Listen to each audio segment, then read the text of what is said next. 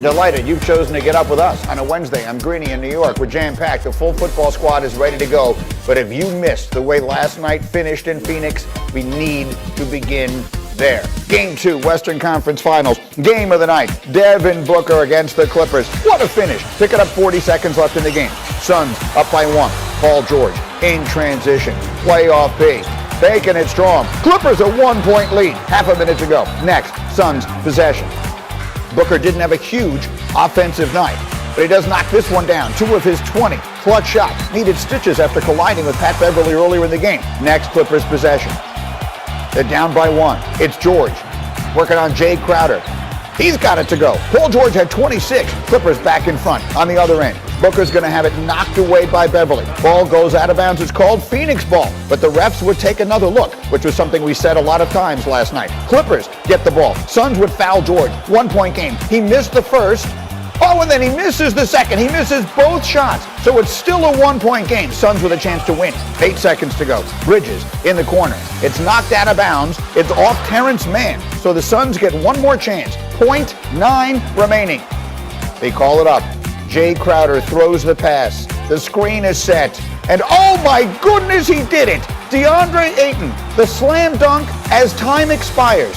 Among the most incredible finishes in the history of any NBA playoff game. Suns get all the way back and they win it 104-103. They've got a 2-0 lead in the West Conference Finals. Well, I'll start off by saying that's definitely Jay's game winner. Making a great pass over a 7-footer. Other than that, Coach drew up a great play where, I was in the best position. My teammates trust me and my coaches trust me. And, great Book set a great screen, that freed me up into the lane to at least gather my feet and go for the ball. And the rest is, just off my athleticism and my talent. There's really no other reason to describe it. We got PJ and Timmy Legler with us here. PJ, you're a coach. I want to start with the offensive piece of it. Take us through it. Take us through what made that play so spectacular. Well, all 3 guys involved executed perfectly. Jay Crowder, DeAndre Ayton was right. Jay Crowder did the toughest part. There's no question about that. But if you watch the screen, Devin Booker had to do what he did or you're not going to get him open. He sets a real solid screen right there. Touch illegal? Maybe, but you're not going to get that call at the end of the game. Now Crowder's got to deliver. Look at how close he is to the backboard. And then DeAndre goes up, and he does do the easy part, but the pass was perfect. Legs made a great point last night. DeMarcus Cousins didn't contest that lob to the rim. I think what happened was he got in late. Sometimes that happens. You put your team back out, and all of a sudden one of the assistants yells out, hey, let's put a big guy on the ball. And I think that's what happened. DeMarcus came running in late, and his angle, his back is kind of to half court. His back needed to be toward the middle of the court, kind of toward the foul line, if you will, and then it would have made the pass a little more difficult. The way that pass was thrown, would he have stopped it? No, but he wouldn't have given Jay Crowder the clean look he had at that rim. You love the execution. You love Monty with the guts to do that. Don't forget, 0.9 seconds, they could have brought a shooter around to knock down a jump shot, so it didn't have to be a lob necessarily. Now, you were correct, by the way. Hembo and I went back and looked at it. DeMarcus Cousins literally pulled off the sweats and ran out just for that play. So they did just put him in the game in that spot. Meanwhile, Tim Legler, that's the beginning of where I wanted to go with you. For every action, there's an equal opposite reaction. It's a great play by the Suns, but how about the way it was defended? Yeah, look, it starts obviously with DeMarcus Cousins, and in that situation, and you learn this really at a very young age. You think about any time there's a baseline out of bounds play, and I've been in that situation many times in my life where you're guarding the ball and you're just taught, make sure that ball cannot be directly thrown to the rim or into the paint. It has to be funneled out to the corner or to the three-point line. And yes, PJ's right. There's enough time to catch and shoot that. But obviously your percentages go significantly down if you're talking about a 25-footer in that situation as opposed to anything at the rim. And DeMarcus just gave him a clear sight line right where he needed to throw the basketball. One thing I wanted to point out, think about how it's a game of inches. The shot by Bridges that set all this up, if that ball doesn't hit the rim and literally carry him directly, sharply in that direction where it's deflected out of bounds of 0.9, this game's over. If that ball hits the rim and goes up in the air at all, there's not any time left, no matter who gets the rebound. So that's unfortunate for the Clippers. Bad luck there that it left them 0.9, and then they just didn't execute. And Batum couldn't bump on that either because he's guarding Booker, and he's terrified of Booker popping out for the shot.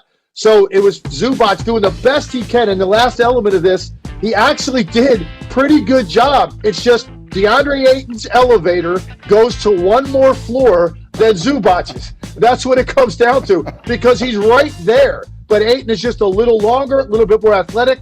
And obviously Zubac got that bump from Booker that prevented him from really being able to gather to go up. All right, so PJ, the Phoenix Suns have now won 9 straight games, and they've won these 2 without Chris Paul, who they do expect to get back for Game 3. Are they now, in your mind, the team to beat for the championship? Well, they're the team to beat in the West. No, I don't think they're the team to beat for the championship. I still like Milwaukee coming out of the East, but I mean they're playing unbelievably well. I can't imagine Lou after the game. He should have started his post game to his guys with, "Hey guys, can't we get a split in these first 2 one of these times just to make it a little easier?"